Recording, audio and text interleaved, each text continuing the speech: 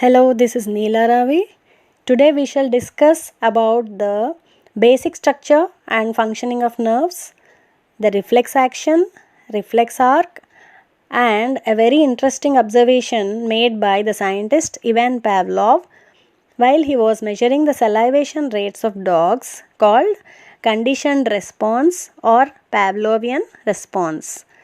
Here, he performed ingenious experiments and showed that autonomic reflexes such as salivation when the hungry animal saw food could be modified in such a way that they emerged in response to a new conditional stimulus. Neurons or nerve cells. These are information messengers. They use electrical impulses and chemical signals to transmit information between different areas of the brain and between the brain and the rest of the nervous system.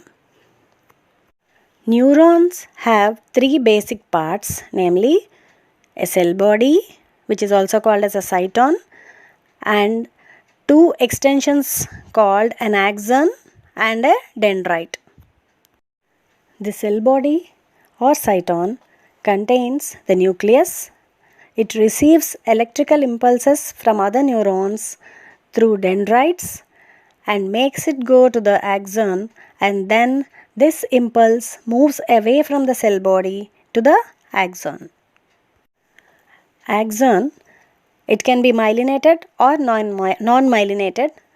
So, what is myelin sheath? It is the protective layer that wraps around the axons of neurons to aid in insulating the neurons and to increase the number of electrical signals being transferred. Neurons are of different types. They are sensory or motor neurons. So coming to the sensory neurons, these are the nerve cells that are activated by sensory input from the environment. For example, when you touch a hot surface with your fingertips, the sensory neurons will be the ones firing and sending off signals to the rest of the nervous system. Motor neurons. Motor neurons of the spinal cord are part of the central nervous system and connect to muscles, glands, and organs throughout the body. These neurons transmit impulses from the spinal cord to skeletal and smooth muscles, such as those in your stomach, and so directly control all of muscle movements. Coming to the interneurons, as the name suggests, these are the ones in between. They connect spinal motor and sensory neurons, as well as transferring signals between sensory and the motor neurons. Stimulus and response. A thing or event that evokes a specific functional reaction or response in an organ or tissue.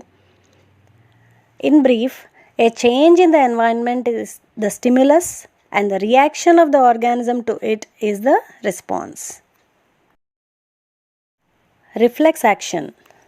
A reflex or reflex action is an involuntary, unplanned sequence or action and nearly instantaneous movement in response to a stimulus.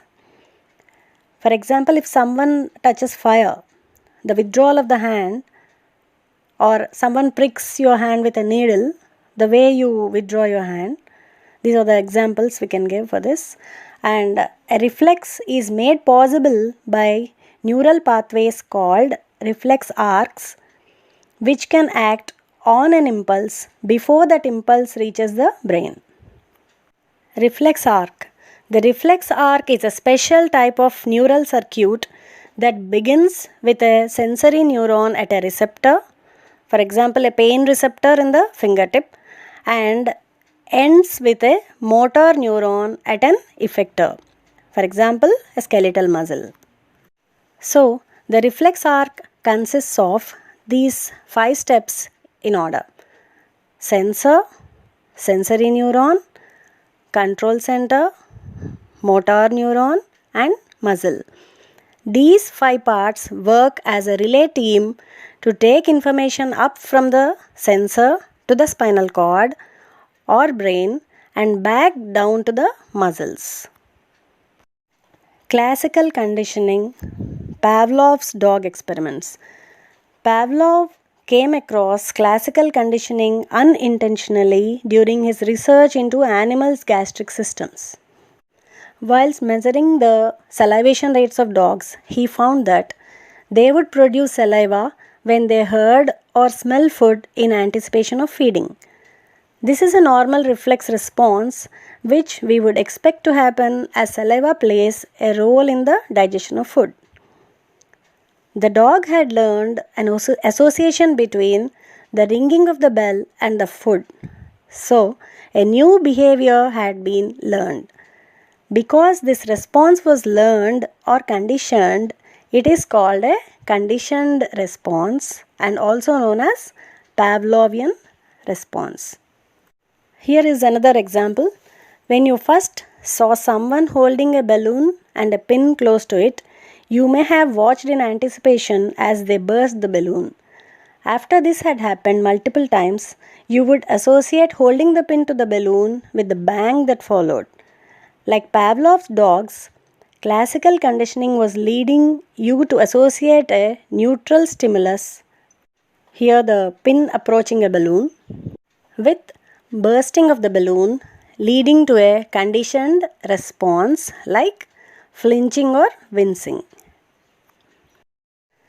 That's all for today. If you want me to talk about any other topic, let me know in the comments. Thank you for watching my video.